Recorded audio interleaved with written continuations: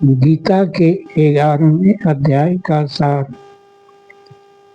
इसको विश्व रूप दर्शन योग कहा गया है। अर्जुन भगवान से प्रार्थना करते हैं कि हे प्रभु, मैंने आपके विशाल इस अविनाशी रूप वाले, गुण वाले इस को मैं प्रत्यक्ष आंखों से देखना चाहता हूँ। यदि आप प्रसन्न हो तो आप अपने विराट रूप को मुझे प्रत्यक्ष दिखाने की कृपा करें। भगवान कहते हैं, हे अर्जुन, मैं तुम पर प्रसन्न हूँ और आज तक इस विराट रूप को किसी को मैं पहले नहीं दिखाया हूँ और तुम इन चर्म चक्षुओं से इस विराट रूप को नहीं देख पाओगे। इसलिए मैं तुझे दिव्य चक्षु प्रदान करूँगा, जिसके द्वारा तुम इस विराट रूप को देखने में समर्थ हो सकोगे। इस प्रकार भगवान अर्जुन पर कृपा करके उस दिव्य चक्षु को प्रदान करते हैं और अपना विश्व रूप विराट रूप का दर्शन कराते हैं। अर्जुन उस विराट रूप को देख करके आश्चर्यचकित हो जाते हैं, क्योंकि हजारों सूर्य जैसे एक साथ निकल गए हों, वैसा दिव्य प्रकाश, हजारों सूर्य से भी अधिक दिव्य प्रकाश न कहीं उनका आदि था, न अंत था, न मध्य था। उनके शरीर में हजारों विश्व, सभी ब्रह्मा विष्णु देव दानव गंधर्व राक्षस सभी आश्चर्य हो करके, भयभीत हो करके भगवान की स्तुति कर रहे थे। राक्षस लोग भय से भाग रहे थे। इस प्रकार से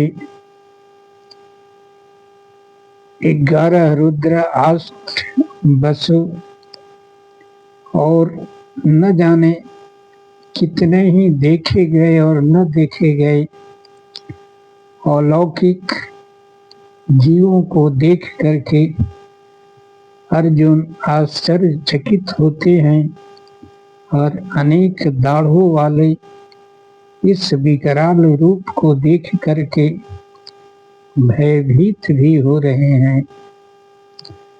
इसलिए भगवान के मुख में देखते हैं कि जितने भी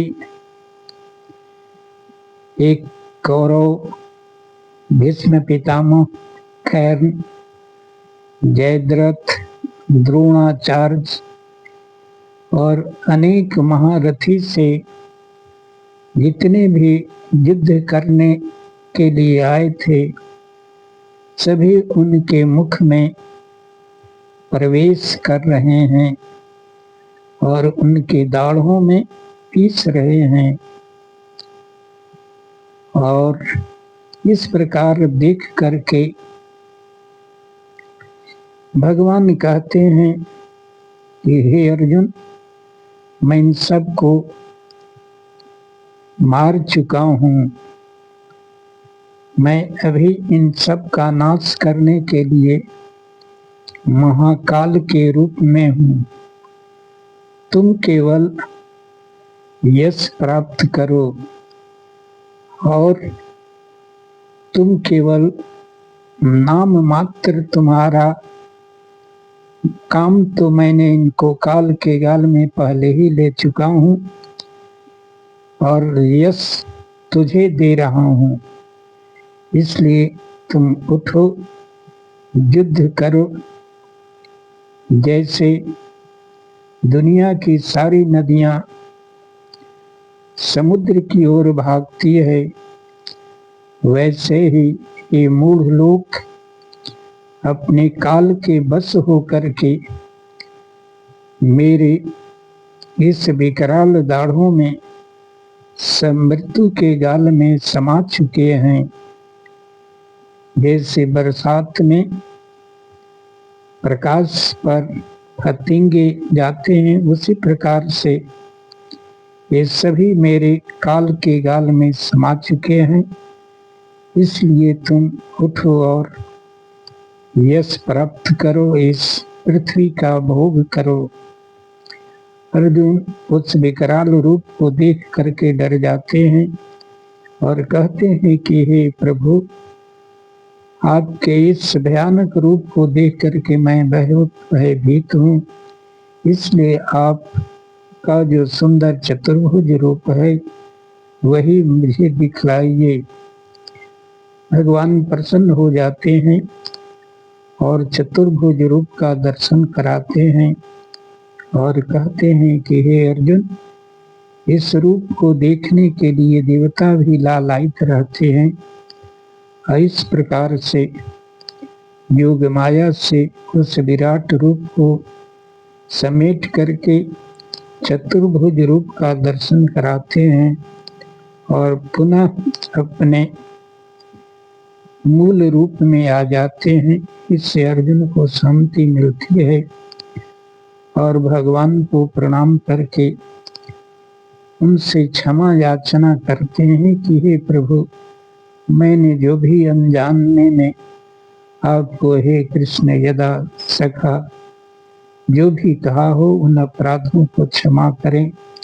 इस प्रकार भगवान प्रसन्न होते हैं और विराट रूप का दर्शन करा करके अर्जुन को कृतकृत कर देते हैं।